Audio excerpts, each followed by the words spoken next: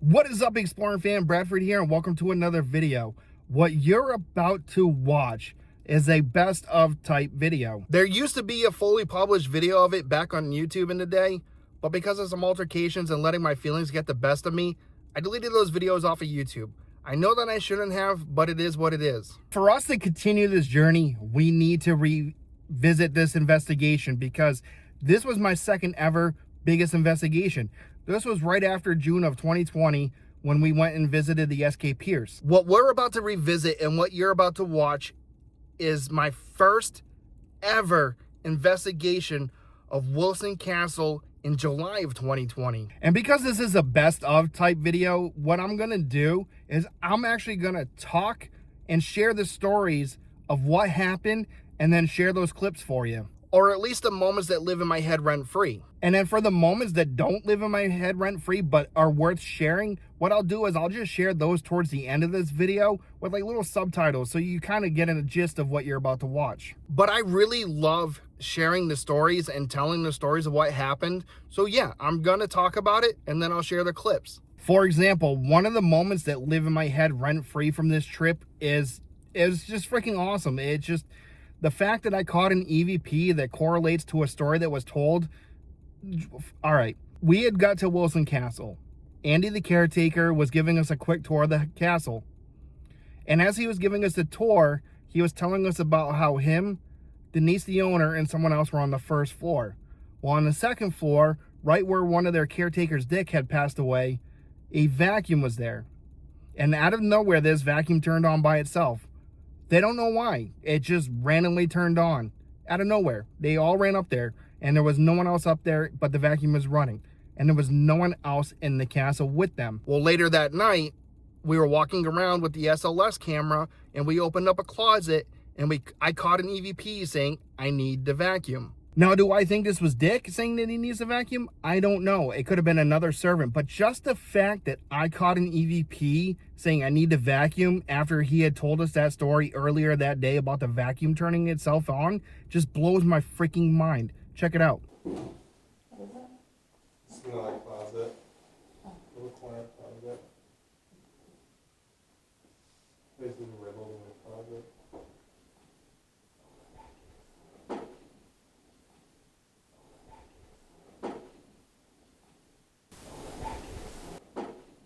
Another moment that lives in my head rent-free from this trip is very personal to me.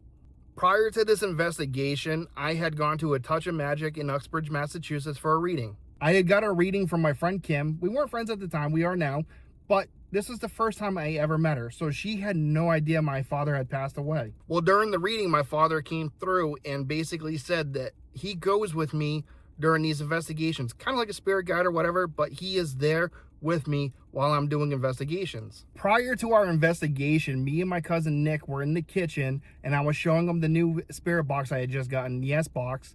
And as I was like running it to show him how it worked, I heard a disembodied voice say my name. Not an EVP, not through the spirit box, but a disembodied voice say my name. And then almost instantly right after that, through the spirit box, again, it said my name. The disembodied voice sounded like my father, and it got to me so bad because I was not expecting that. I was not ready for that. It got me so bad that I actually had to go outside and take like a 20-minute breather. But here's that clip. And then you hold the forward button and it'll just start scanning.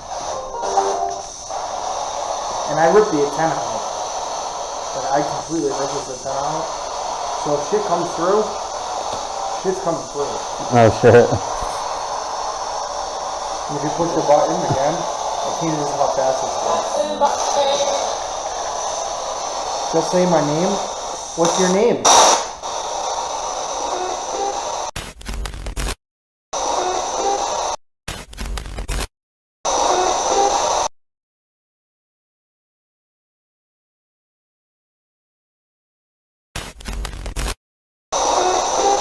If you tell me your name, I'll say your name.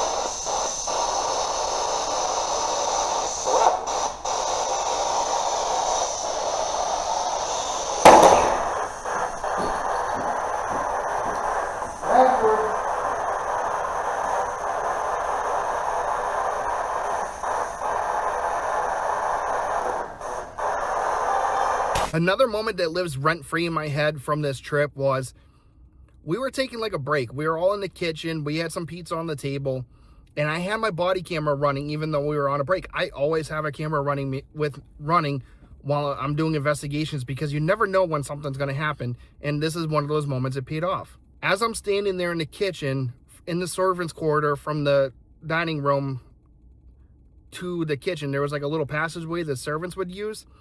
You see an orb flying right at me and then up and away.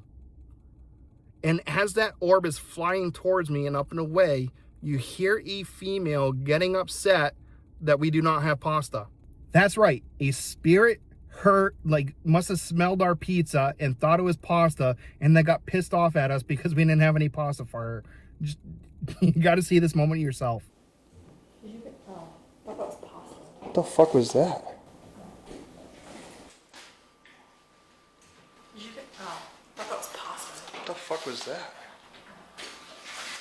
This next clip you're about to watch it's just weird to me because we were in the front room where they kind of display all the artsy stuff, and then my cousin and his girl were in the back room, the actual art gallery, and I had placed a REM pod on the main stairwell just in case anybody was walking up and down the stairs while we weren't. And as we're walking around, the REM pod goes off, so I get excited to go to check it out. And as we get to the REM pod, I notice that it got knocked over. So as we're sitting there discussing the fact that the REM pod went off and got knocked over, you hear EVPs. Like well, you didn't hear them. I caught them on camera.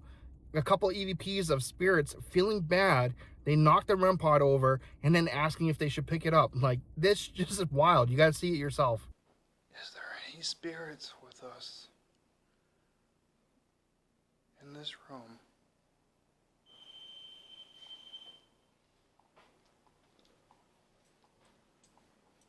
What the f? Hey guys! That was my REM pod. Did you hear it? No. Hey, come here. Nope, come here. We were in this room and went off, and look at it.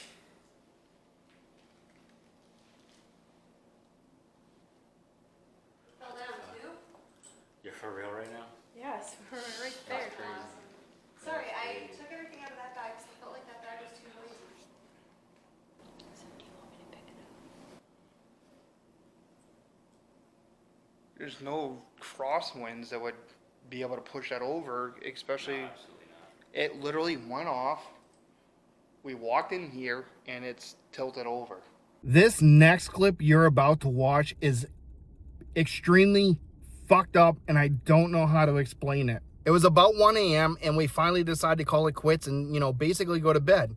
And as we're trying to go to bed, you could hear pool balls clacking, people walking around laughing. It sounded like they were having a freaking party.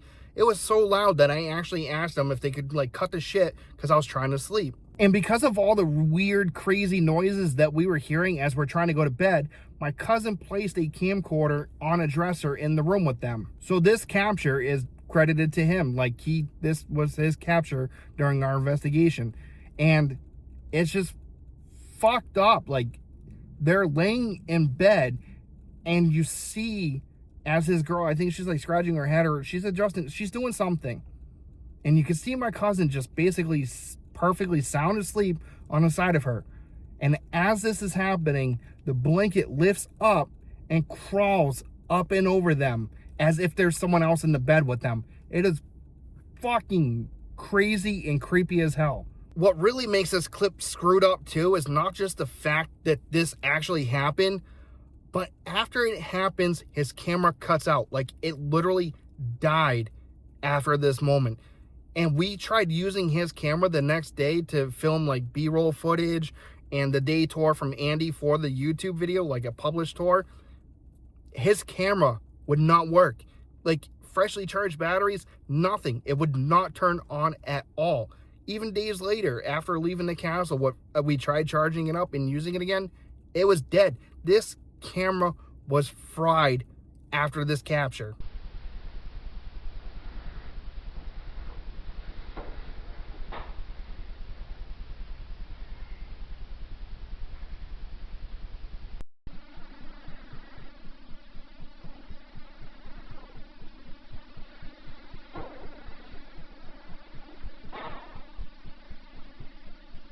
Now that we relived all the moments that live in my head rent-free, these are some of the other cool captures that happened that night, but again, they didn't live rent-free in my head, but they're worth sharing, and I want to share them with you right now.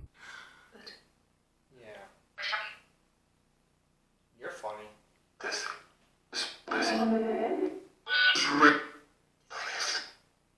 you make the dinner chimes chime?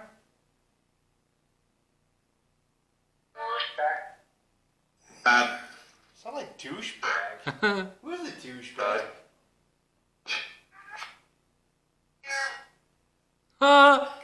Me? Why me?